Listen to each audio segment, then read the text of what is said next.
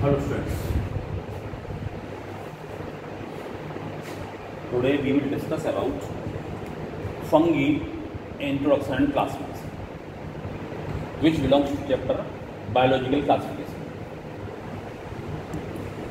Kingdom fungi में जो members आते हैं, they are multicellular eukaryotic organisms.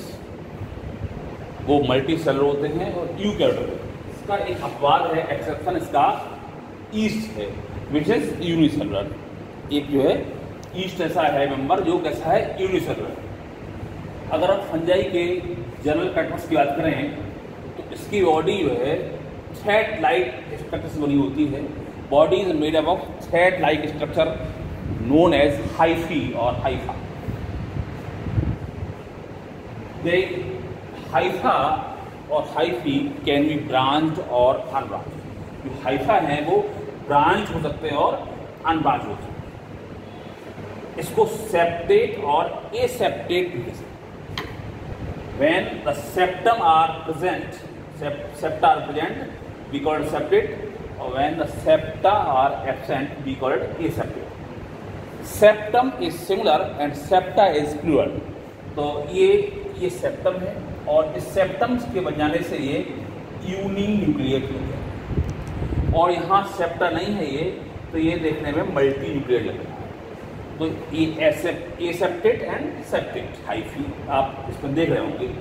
तो मेरी ब्रांच और अनब्रांच। इसमें no pigments found for photosynthesis. इसमें फोटोसिंथेसिस के लिए कोई पिगमेंट्स नहीं पाया, इसका मतलब फोटोसिंथेसिस में नहीं होती।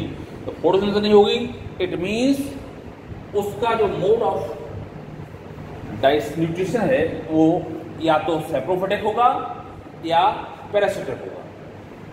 तो no pigments for photosynthesis, so they are saprophytic and digestion is extra cellular.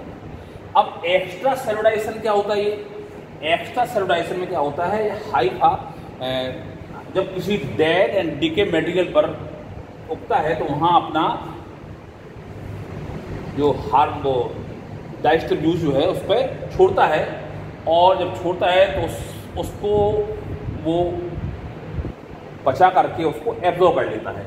इस प्रकार का जो डाइजेशन है वो कहलाता है एक्स्ट्रा सेलुलर डाइजेशन, जो कि बॉडी के बाहर होता है, ये कहलाता है एक्स्ट्रा सेलुलर डाइजेशन। उनमें से कुछ some of them are parasitic also. उनमें से कुछ ऐसे भी होते हैं जो पैरासिटिक होते हैं। They lead their life as parasitic mode. इनमें बहुत कम होते हैं ऐसे जो सिम्बायोटिक होते हैं। अब very few fungi are considered as a symbiotic. इनमें जो सेलवान होती है वो काइटिन बनी होती है। काइटिन एक प्रकार का होमोपॉलीसेकेराइड है जो एन एसिटाइल ग्लूकोसामीन से बना होता है। तो सेलवाल काइटिन बनी होती है। Chitin is a homopolysaccharide made up of N acetyl glucosamine. तो ये इसके जनरल कैरेक्टर्स हो गए फंजाई के। अब हम अगर इसका क्लासिफिकेशन देखें, फंजाई का classification, fungi which belongs to eumycetes और ट्रू फंजाई, इसको हम दो कैटेगरी में बांटते हैं on the basis of present और एब्सेंट ऑफ सेप्टम। सेप्टम के प्रेजेंट और एब्सेंट के आधार पर हम इनको दो कैटेगरी में डिवाइड करते हैं। तो we can say fungi is divided into two categories on the basis of presence और एब्सेंस ऑफ सेप्टम। तो अगर सेप्टम पाया जाता है तो सेप्टेट, और सेप्टम नहीं पाया जाता तो aseptate. Aseptate considered as the lower fungi and septate considered as the higher fungi. Lower fungi or aseptate can be further divided to two categories, which on the basis of present or absent of flagellated members. अगर members जो पाए जाते हैं उन्हें flagella अगर पाई जाती है तो वो मैस्टियोमास्टिस में आएंगे, और अगर फ्लैजेलेटेड मेंबर नहीं पाए जाते तो जाइगोमास्टिस में आएंगे। So we can say aseptate और lower fungi can be divide into two categories on the basis of present और एब्सेंट ऑफ फ्लैजेलेटेड मेंबर्स। तो अगर फ्लैजिलेटेड मेंबर्स पाए जाते हैं तो वो कैटेगरी कहलाएगी मैस्टिगोमाइसीटीज, और यदि फ्लैजिलेटेड मेंबर नहीं पाए जाते हैं तो कहलाएगी वो जाइगोमाइसीटीज। अब आइए सेप्टेट और हायर फंजाई पर। सेप्टेट और higher fungi is further divided to 3 categories on the basis of reproductive structures. तो when the reproductive structures are escus, तो वो कहलाएगी एस्कोमाइसीटीज। वो मेंबर्स जिसमें रिप्रोडक्टिव स्ट्रक्चर्स एस्कस होता है वो एस्कोमाइसीटीज के मेंबर्स कहलाते हैं। और जहां पर रिप्रोडक्टिव स्ट्रक्चर बेसिडियम होता है वो कहलाते हैं बेसिडियोमाइसीटीज। और जहां पर सेक्सुअल रिप्रोडक्शन होता ही नहीं है वो कहलाते हैं ड्यूटियोमाइसीटीज, और इनको हम फंजाई इम्परफेक्टी कहते हैं, जहां पर सेक्सुअल रिप्रोडक्शन नहीं होता है। तो इसको क्या कहते हैं हम? फंजाई इम्परफेक्टी कह सकते हैं हम। और जहां पर रिप्रोडक्टिव स्ट्रक्चर्स एस्कस हैं वो कहलाते हैं एस्कोमाइसीटीज, और इसका एग्जाम्पल है ईस्ट और पेनिसिलियम।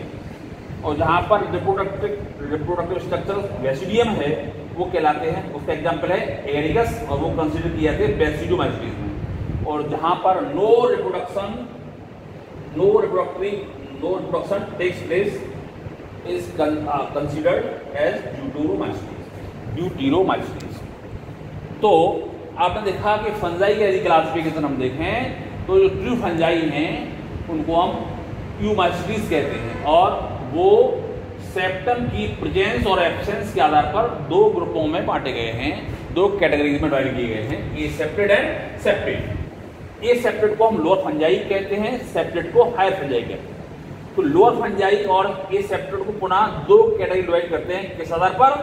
फ्लैजिलेटेड मेंबर्स और नो फ्लैजिलेटेड मेंबर्स की प्रेजेंस और एब्सेंस के आधार पर। तो जहां पर फ्लैजिलेटेड में पाए जाते हैं वो मैस्टिगोमाइसीटीज के अंतर्गत आते हैं, और जहां पर फ्लैजिलेटेड मेंबर्स नहीं पाए जाते वो जाइगोमाइसीटीज के अंतर्गत आते हैं।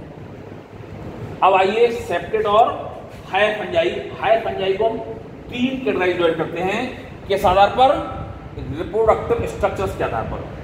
तो जहां पर रिप्रोडक्टिव स्ट्रक्चर्स एस्कस होता है वो कंसिडर किए जाते हैं एस्कोमाइसीटीज में, और इसका एग्जाम्पल है ईस्ट एंड पेनिसिलियम। और जहां पर जो रिप्रोडक्टिव स्ट्रक्चर बेसिडियम है वो कंसिडर किया जाता है किसमें? बेसिडियोमाइसीटीज में, और इसका एग्जाम्पल एगेडिकस। और जहां पर no sexual reproduction takes place, जहां पर सेक्सुअल रिप्रोडक्शन होता नहीं है वो कंसिडर किए जाते हैं ड्यूटेरोमाइसीटीज में, और इनको हम फंगी या इम्परफेक्टी, फंगी इम्परफेक्टी कहते हैं, फंगी इम्परफेक्टी। तो इसके आपने जनरल कैरेक्टर्स देखे, और जनरल कैरेक्टर्स के बाद आपने क्लासिफिकेशन देखा। अब इनका डेटा स्ट्रक्चर हम जब बताएंगे जब इनकी लाइफ साइकिल पढ़ाएंगे।